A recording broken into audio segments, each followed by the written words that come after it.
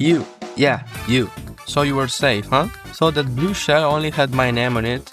Well, think again. We've all been there, just staring in disbelief as first place gets cruelly snatched away at the very last second. It's the beautiful, infuriating magic of Mario Kart. Before we start, if you missed part 1, check it out after this video, if you don't want to lose the weird development of Super Mario Kart and my traumas on Double Dash. This time, we are blasting through a golden era with Mario Kart DS, the Wii phenomenon, and a lot of other. Oh, and at the end we'll talk about a Mario Kart game you probably don't know yet. And no, it's not tour or home circuit, it's something nearly nobody knows. Our story starts in 2005 on the DS, and let me tell you, this wasn't just another car racer, it was a revolution you could fit in your pocket. The biggest game changer, online play. Suddenly, the kid who always mocks you at your local game store could be replaced by Luigi Fan 69 from halfway across the world, ready to show you whole new levels of frustration. It was basic, yeah, but it was online Mario Kart in 2005. I mean, you saw the Switch online, can't expect much. But it was better than anything. And who could forget the 32 tracks, 16 brand new ones and 16 retro classics, starting that fantastic tradition of reliving past glories. And yeah, past traumas, of course. Waluigi Pinball with its giant bouncing obstacle and flashy lights became an instant classic, and Airship Fortress, they were just epic. But let's talk about Mission Mode. These quirky single-player challenges. Collecting coins, battling bosses, driving through gates in order, but Nintendo just decided to leave it behind in the DS era. Seriously, why? Bring it back. It was kinda funny. The most similar stuff we have now is the free ride on world, but you know, it's not the same. Now, the part that still gives some of us nightmares. Snaking. This advanced drifting technique, where you rapidly wiggle your car left and right to keep a constant stream of mini turbos going, was either the mark of god tier skill or the reason your online win-loss record looked like a crime scene. If you ran into a master sneaker, you might as well just put the DS down and ponder the meaning of life for a bit. It was really broken. I just let you imagine how hard it was for little me not to destroy DS despite being bullied by those tryharders. Then 2008 rolled around, and with it Mario Kart Wii, of course. This definitely was the Mario Kart game, waving your arms around like you were trying to win an actual F1 Grand Prix. And if you were lucky enough, you also had the wheel. Good times.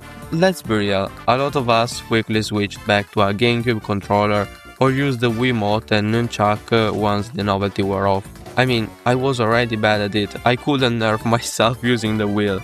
The biggest shake-up? Bikes. This added a whole new strategic layer, especially if your strategy was fall off Rainbow Road but make it stylish. Racers also jumped to 12 for the first time, and yeah, Bo Rosalyn and Diddy Kong were there. More karts, more bikes, more items, and of course, we can't talk about Mario Kart Wii without mentioning him. This was the year of Funky Kong. If you were serious about playing online, Funky Kong on the Flame Runner, or Bowser Bike depending on where you lived, was the meta. His stats were just on another level. But Mario Kart Wii also brought in some, let's say, interesting item choices. The Thundercloud, anyone? That lovely little power-up that gave you a speed boost but then zapped you if you didn't pass it on to another unsuspecting friend by bumping into them. It was a friendship ender, pure and simple. And the item balancing sometimes felt like a cruel joke put together by Lucky to himself. The rage when you were in first, so close to the finish line, and the game decided you really needed a single banana while everyone else got free red shells and bullet bills. But what can we say? It's still Mario Kart, and at least it didn't give you coins. Next up we got Mario Kart 7 for the Nintendo 3DS. Just when we thought we'd seen it all, Nintendo basically said, hold my super mushroom, and gave us gliders and underwater racing. And these mechanics weren't just gimmicks. They really shook up track design and how you tackle this race. Car customization also got a serious boost. You could now mix and match kart bodies, wheels and gliders, and each part affected your stats. Finding that perfect combo for your playstyle was a whole game in itself.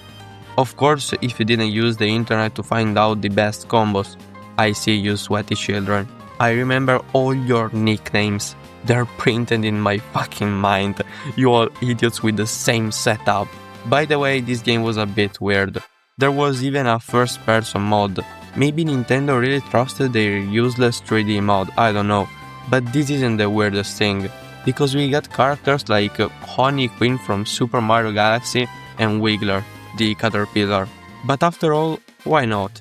To be honest, Mario Kart 7 was a fantastic step forward, proving the series could still find fresh ways to innovate. And so, we land in 2014 with the Wii U's graphical powerhouse, Mario Kart 8. The main event? Anti-gravity racing. It really changed how you played. Bumping into other racers or special obstacles while in anti-grav mode gave you a spin boost. But honestly, when I saw the trailer I thought I could really drive upside down. In fact, I was a little disappointed. But they didn't just add anti-gravity racing. New items joined: the boomerang, the piranha plant, the 8, giving you 8 items all at once, and most importantly, the super horn. Finally, a defensive weapon that could actually destroy the blue shell. The choice of characters was also great, including all 7 Koopalings for the first time and even Pink Gold Peach, because apparently we needed more shiny Mario clones. And the DLC expanded the game even further, bringing in tracks and characters from other Nintendo universes like The Legend of Zelda and Animal Crossing. The only real stumble, the first version of Battle Mode, was a bit of a letdown, since it just used regular race tracks instead of dedicated arenas. I know not a lot of people care about this game mode, but it was really too much not even creating dedicated tracks. If you're asking, yeah, this was thankfully fixed in the deluxe version on the Switch, but I don't want to spoil you part 3. While we were all busy mastering snaking on our DS's and playing hours just to see Rosalina, oh, it was only me, the important part is that something pretty wild was happening in the arcades. The Mario Kart Arcade GP series, cooked up by Namco starting in 2005, was a whole different kind of beast. Picture this: Mario, Luigi, Peach, Todd, and Pac-Man. Yeah, it was the crossover we never knew we needed. There were also other Pac-Man characters because it was made by Namco. Don't worry, Nintendo wasn't crazy. It's the same reason why Pac-Man is also in the Smash Bros. Saga. To be honest, these Mario Kart games were weird, super flashy, and packed with unique items.